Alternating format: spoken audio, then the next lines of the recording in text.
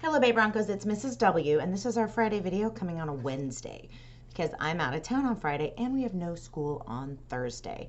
So, happy Wednesday. As I said, there's no school tomorrow for Veterans Day, and then on Friday I'm out of town, but it's a full day for kids. So it's a regular day, early birds and late birds for TK and Ks, and it's a full day from 8:40 to 3:20. I had to think about that. For our first through fifth graders. I will not be here, but Mrs. Drake will be the principal in charge. So hopefully you'll get to meet her. She's lovely. I worked with her when I was a teacher at Corvallis. Next week, hearing tests for TK, kinder, second, and fifth graders. And then teachers have referred students in the other grade levels. If you have a hearing concern for your child, please let your child's teacher know so we can make sure to get the hearing tested. On Wednesday, Zoom lunch with Mrs. W. So families, if you have questions, it's from 12 to 1, and it'll go out in my parent communication. The Zoom link will go out in my parent communication on Monday, which we will still have, because I will be back on Monday. And then Friday of next week, the 19th, is a short day. It's a 1:30 day for kindergarten through fifth grade and a 12:45 day for TK because it's Thanksgiving break. And then we have a week off. I will miss your kids, but it'll be nice to have a week off. I get to see some family I haven't seen in a long time.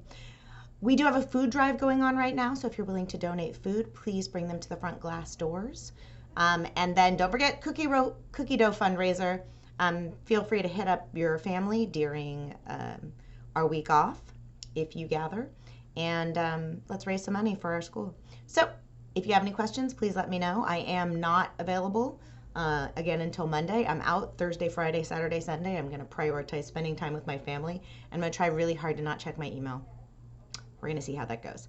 So have a wonderful, wonderful weekend. Today and every day, it's great to be a Bronco. And now I have a special presentation for you because Ms. Todd read the book Tailypo. So I will put that on next, and I will see you next week. Bye, Broncos. Hi friends, Miss Todd here. The book I have for you this week is called The Tailypo, a Ghost Story. It's a tiny bit scary, kind of getting dark out, so it's kind of fun to tell slightly scary stories. I hope you like it. The Tailypo. The Tailypo, a Ghost Story.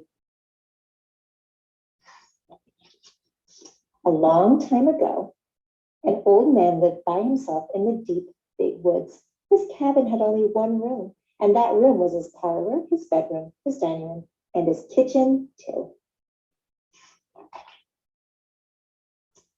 The old man had 3 dogs. One was called Uno, one was called Eno, and one was called Comtico Calico. One day, the man decided to go hunting to catch something for his supper.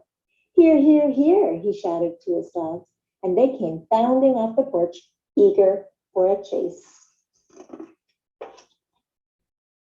After many hours of hunting, the wind began to blow hard from the valley.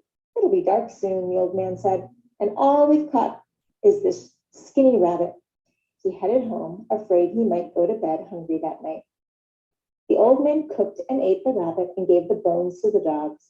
He leaned back in his chair and watched the moon as it rose up big and full. The wind whistled around the cabin. Just as the old man was about to doze off, a most curious creature crept through a crack between the logs in the wall. It had a big, long, furry tail. As soon as the old man saw the varmint, he reached for his hatchet, and with one lick, he cut its tail off.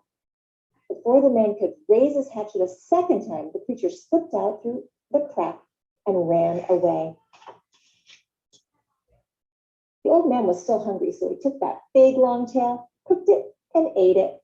After that, he stuffed up the crack in the wall and went to bed. His stomach was full, and he felt so warm and snug that before he knew it, he was asleep. The old man hadn't been asleep very long when he woke up. Something was climbing up the side of his cabin. It sounded like a cat. Scratch, scratch, scratch. Who's that? The old man asked. He lay still and listened, and after a while he heard a voice say, Tailypo, Tailypo, all I want is my Tailypo. The scratching went on, and the old man began to shiver and shake. Then he remembered his dogs. He went to the door and called, "Here, here, here." The dogs came piling out from under the porch, and with their noses to the ground, they chased that thing into the deep, big woods. The old man pulled his covers tightly around him and went back to sleep. In the middle of the night, he woke up again. Now he heard something trying to get in right above the cabin door. "Who's that?"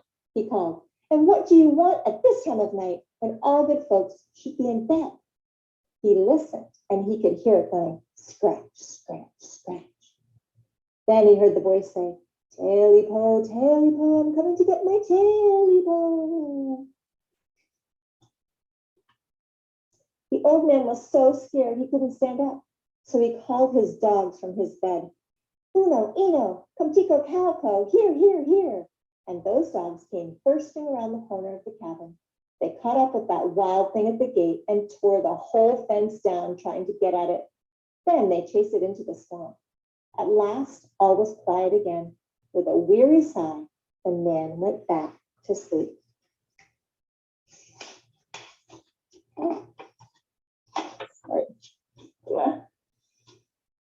Toward morning, something down in the swamp woke up the old man. First, he thought it was the wind blowing harder than usual. But when he listened again, he heard that voice crying, "You know and I know. All I want is my Tailypo." The old man called his dogs, "Here, here, here. Uno, Eno, Comtico, Calico." This time, the dogs didn't come. The old man ran outside into the moonlight and called again, "Here, dogs, here, here, here." But there was no trace of them. There was just the sound of the wind blowing around the torn down fence. That thing had led the dogs way off into the swamp and lost them. Sadly, the man went back inside the cabin and shut and barred the door. Then he went back to bed. Just before daylight, the old man opened his eyes, the way people do when they feel there's someone else in the room. Something was stirring along the pots and pans. Then something that sounded just like a cat began climbing up the covers at the foot of the bed. The man listened and heard it scratch, scratch, scratch. He looked over the foot of his bed and saw two pointed ears. Then he saw two big, round, fiery eyes staring at him. The man wanted to call for help, but he was too scared. That thing kept creeping up until it was right next to the old man.